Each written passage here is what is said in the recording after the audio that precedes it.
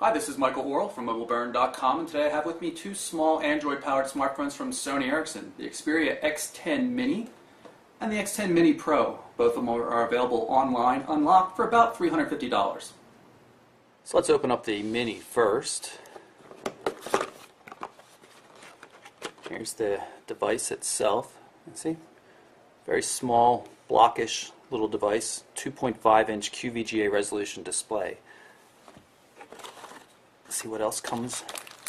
Got a whole slew of different colored rear covers here. We've got a fade black, it's like a pearl white, red, lime, silver, and of course it comes with black. Doesn't appear to be any kind of replacement for the front cover though. Here's the charger with a USB cable. Plug that in there. Micro USB on this end. Pair of Sony Ericsson 3.5mm headphones. Typically quite good in quality. Nice little earbuds. 3.5mm jack right there. Got some controls for initiating calls and everything right there on the next to the microphone. No volume control though, at least nothing obvious. And we've also got what looks like a small booklet inside. User guide, and of course warranty and safety information and other fun stuff like that. Let's put that all back in the box and see what we have with the Mini Pro.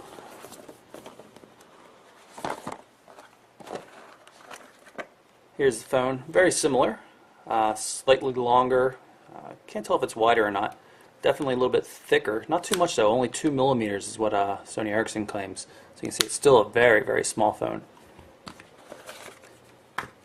Likewise comes with Sony Ericsson headphones, same charger, USB cable, and the quick user guide and everything. So instead of wasting time with that, let's get right to the devices. These two devices share almost everything in common, so I'm going to quickly go through and look at the hardware of the X10 Mini, and then we're going to spend the rest of the video with mostly with the X10 Mini Pro, since it has the keyboard and all the other features. As you can see, I swapped out the rear cover, put on the lime green one. Pretty easy to do that. Just grab it at the left hand edge and pull it off. You can see the SIM card slot right there.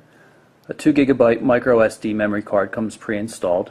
It supports cards as large as 16 GB according to Sony Ericsson. You can see some of the antenna work down here.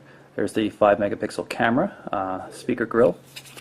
Real easy to put it back on. You can see the buttons are built into the cover.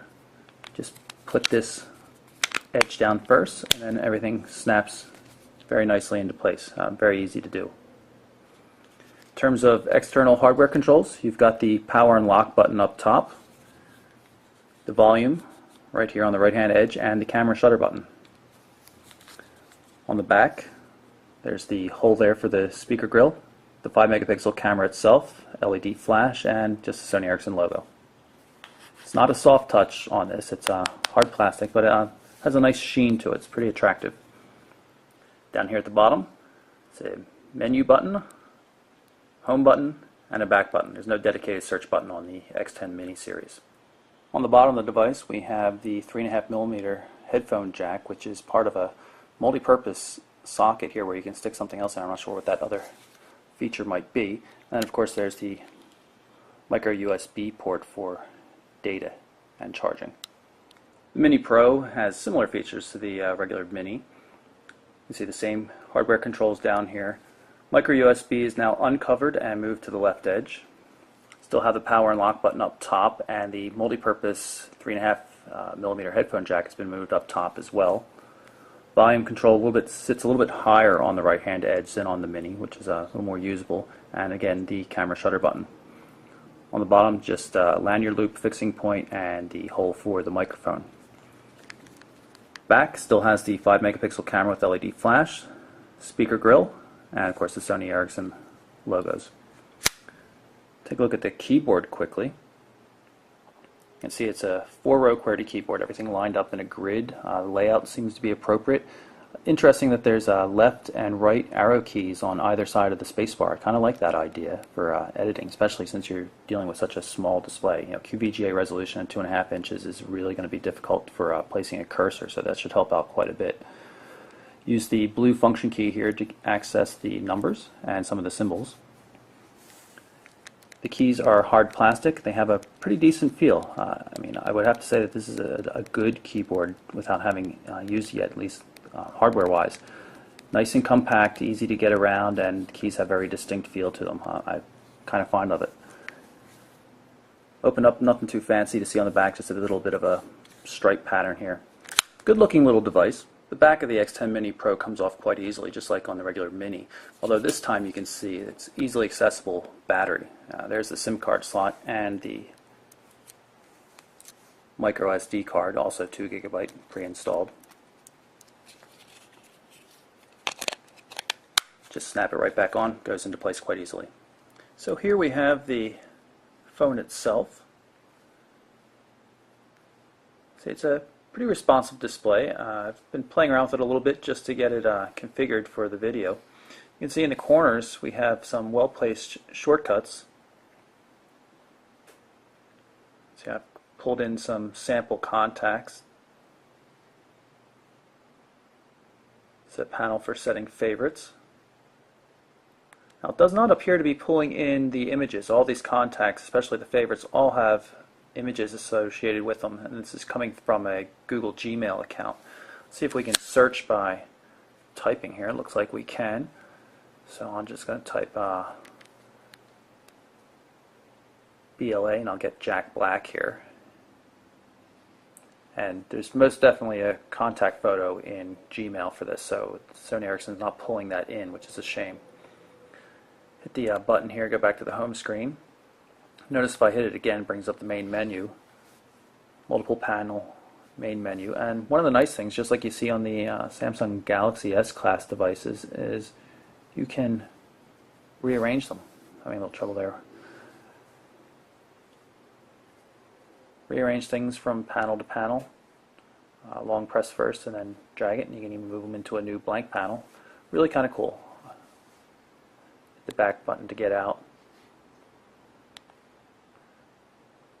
Pop quickly into the music application. You can see we've got a Block Party song loaded up. This is in landscape mode, of course. You go into portrait mode, the display changes a bit. Pretty nice application, the way it works. Nicely organized, easy to get to. You can see I can pull down the notification area, get back to the music player. Stop it. You're also noticing that I'm having some trouble with the touchscreen from time to time. It seems to be mostly around the edges.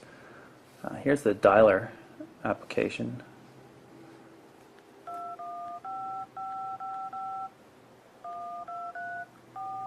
Just quickly place a test call here.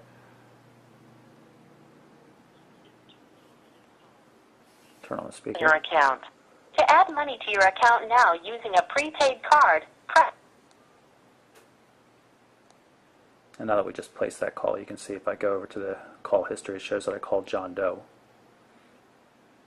Jump back out to the home screen again. This time we'll go into messaging. This is the text messaging client. You can see it's a threaded messaging system. I like the text input on this device, especially the alphanumeric keypad here. You can very quickly switch panels to get to numbers, letters, or anything you want. T9, of course.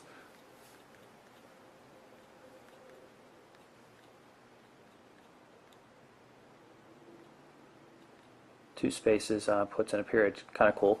And of course, with the Mini Pro version, you can use the keyboard.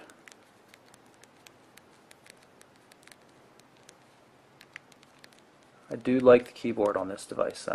Very good feel, nice and compact, distinct keys. Works pretty well. I'm a little unsure what the purpose of this is. Down here at the bottom, maybe it's good if you're supporting multiple languages. Allows you to switch the languages you're using.